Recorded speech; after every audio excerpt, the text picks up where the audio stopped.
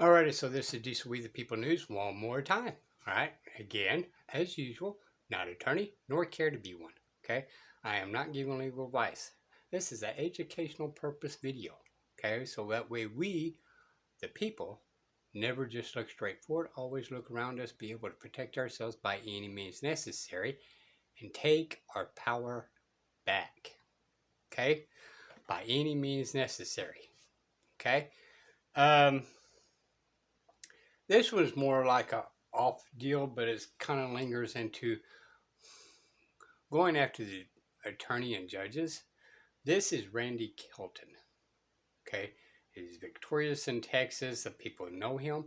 Going after judges, going after attorneys, and all that. He's in the middle of a lawsuit suing um, one of the high judges that created basically a new statute that violates people's rights, telling the magistrates it's okay to violate people's rights. So he's going after that judge, suing him. Okay. Now, as it stands, you know how that goes. It's going to be a long process. We're looking at 4 years before he gets anywhere. But this is the type of man he is, right? He goes after them head on. Okay. He is one of the people. And believe it or not, he literally has fun doing this. Okay. Uh, Most of us think this is a lot of work, it's a headache and all that, but he loves doing it. He has fun doing it. Not really to get anybody actually fired, but to kind of spank them on the butt and say, no, no, no, public servants, get back in line. Kind of like a bad grandbaby. All right, let's get a little information on him, okay?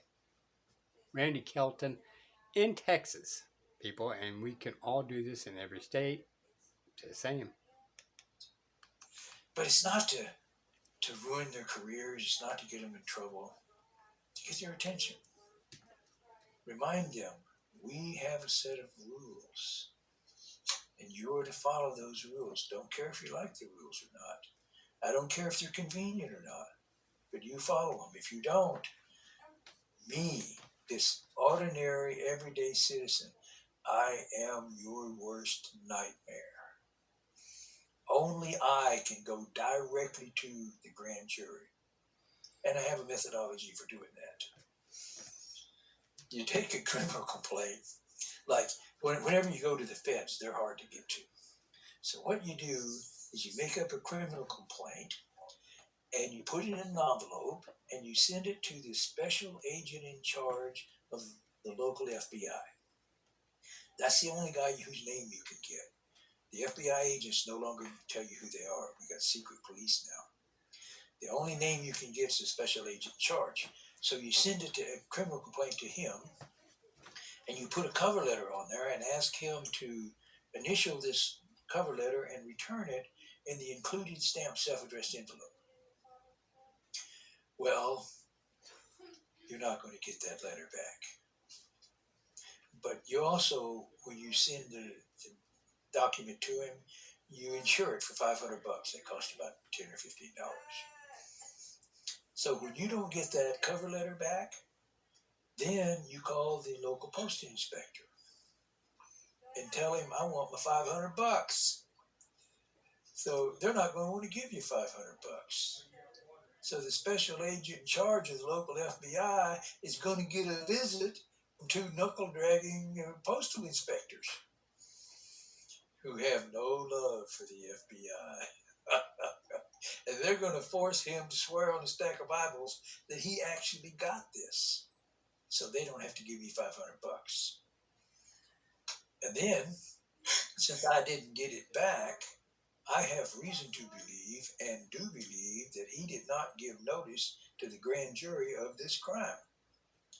So I prepare another criminal complaint against him and I send it to the U.S. attorney, or I send it to the grand jury at the address of the U.S. attorney. And I put a cover letter on that one. And this cover letter asks the foreman of the grand jury to initial this, do not sign it, as the prosecuting attorney has a rubber stamp with your name on it. He uses to rubber stamp stupid indictments. So don't sign it. It might just be rubber stamped. I need to make sure you actually got this. Well, what do you think the chances are the foreman will ever see that letter?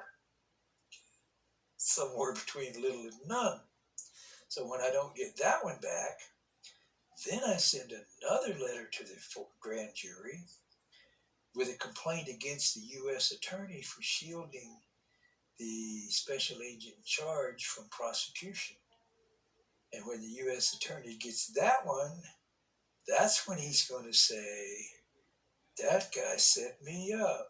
Yeah, as a matter of fact, I did. How does it feel, Bubba? And when you don't get that cover letter back, then you send it to the U.S. Attorney General in D.C.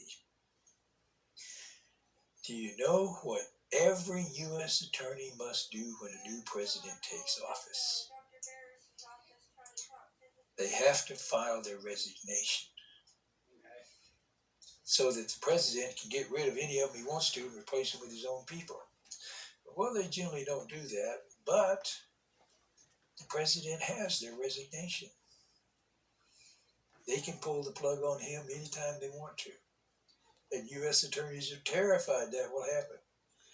And also, you file a couple bar grievances against the U.S. attorney. Bar grievances.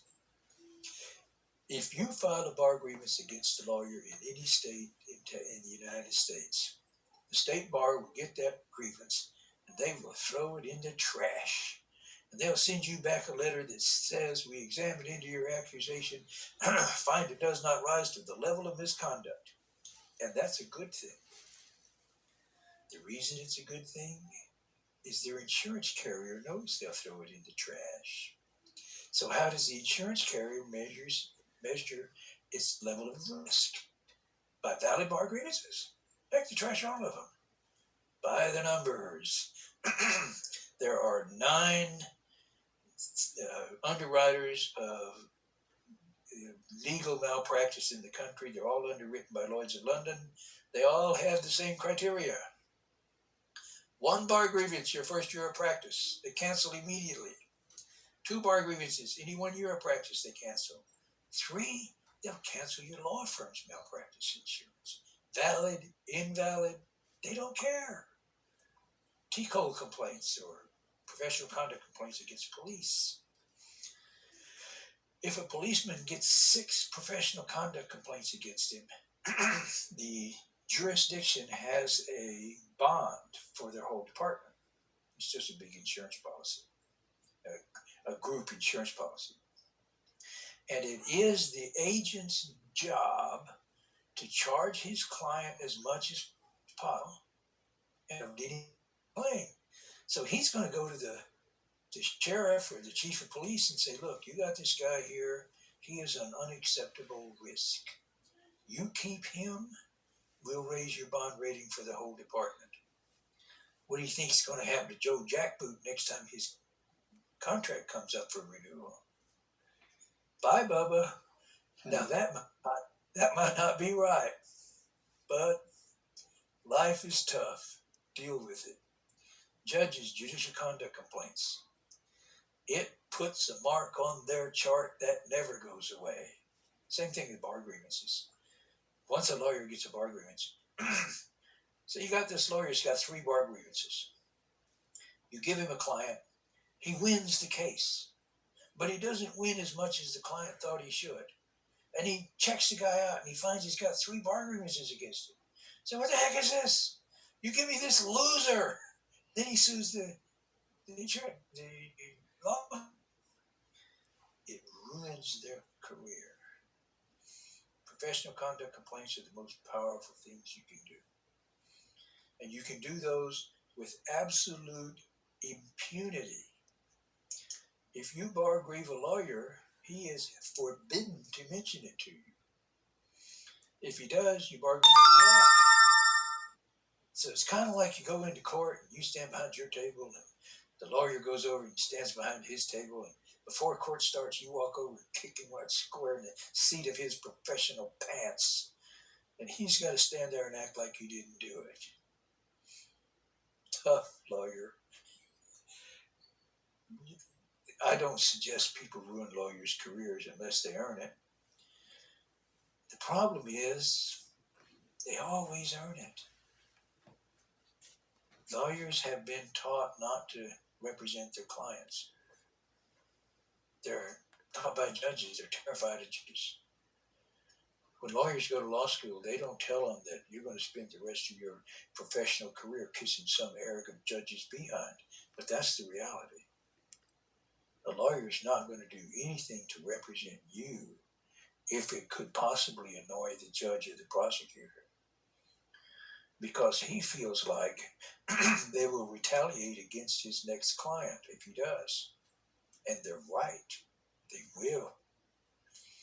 So what's he supposed to do? Well, you bar grieve him.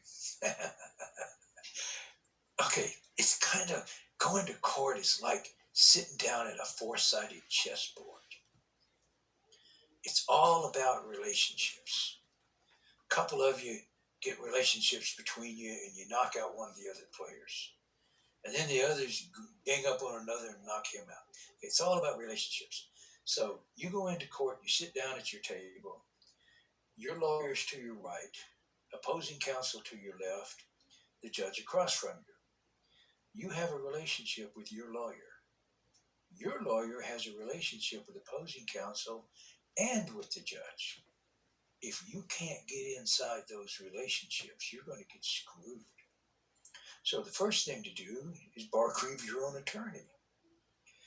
And when you do that, he's going to jump up and down, rail in righteous indignation, and run to the judge and petition the judge to withdraw. And you go in there and you tell him, don't you dare let him withdraw. He's my counsel of choice, and he's under contract. And the judge will say, well, you bar grieved him. How do you know about that?